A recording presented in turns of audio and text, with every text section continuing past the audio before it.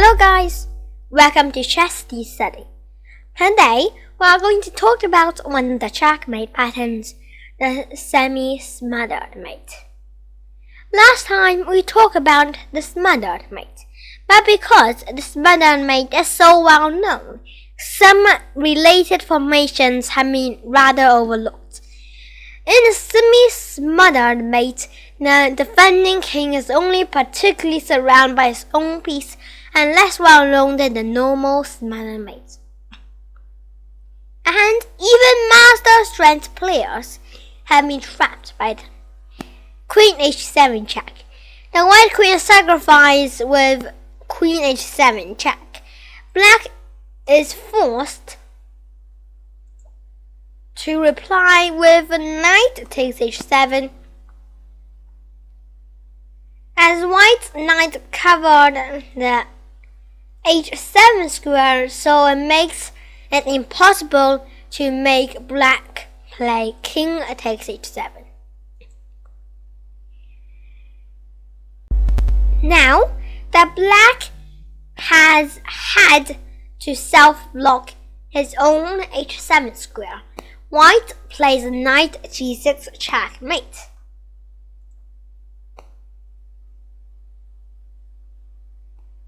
Note how the white bishop in e6 controls the g8 square, so that the king cannot come out. The classic smothered mate involves a king against the edge of the board surrounded by its own pieces. But the same pattern can arise when the empty squares around the king are under attack, so cannot become fly squares. Queen g1 check. The king can't capture because the queen has protection from its rook on g6. Rook takes g1. But see now how white king is invisibly smothered. Its only fly square is g2. It is made of by limits that the black rook. So now black mates with knight f2. In this position, I want you to pause the video and think for a few seconds. And I really hope that you have got it.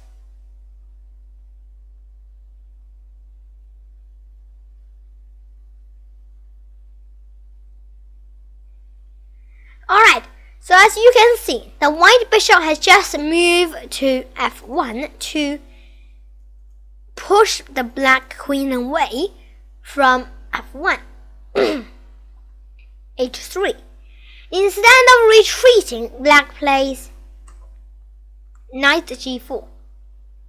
Bishop takes h3, knight takes f2 mate. This time even the pawn helps to finish the semi-smothered mate.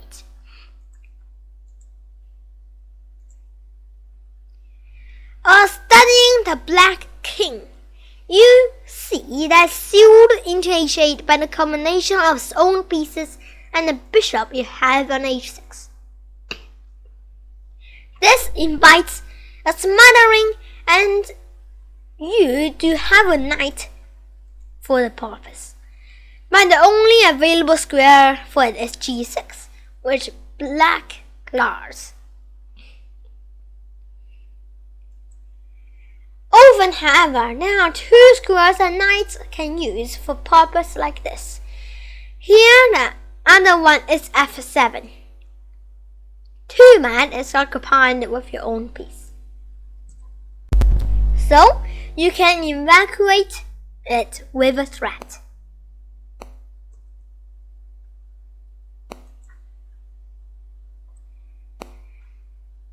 And that's mate. The black king is boxed in. The question is, where is the final check?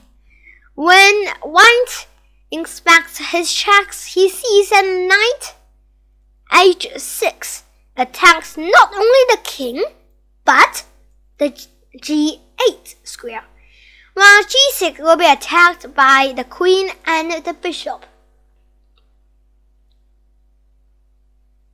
It's very nearly smothered, mate. Except that white knight got taken by the bishop on G7.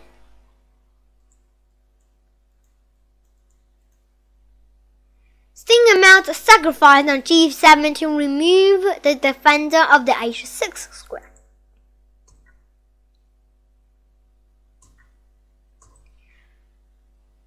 Although the queen is off the board, his bishop continues the suit of G6. In this position, black own bishop on F8 cuts off E7 and D8 dark squares. This might seem to call for smothered, mate. So naturally, you imagine knight F6 and knight C7. And you see that neither of them works. Knight C7 fails because the black queen guards the square with its king. The important question is how you start thinking from here. Don't just think that black can stop the mate's threat by his queen. Instead, we can think the other way, that how urgent it is for black to keep his queen on C7. This means the queen is vulnerable. It cannot afford to move much. It has to keep the queen on a square from which it can protect C7. And there turns out to be no such square that is safe. His best play is 1. Queen D8.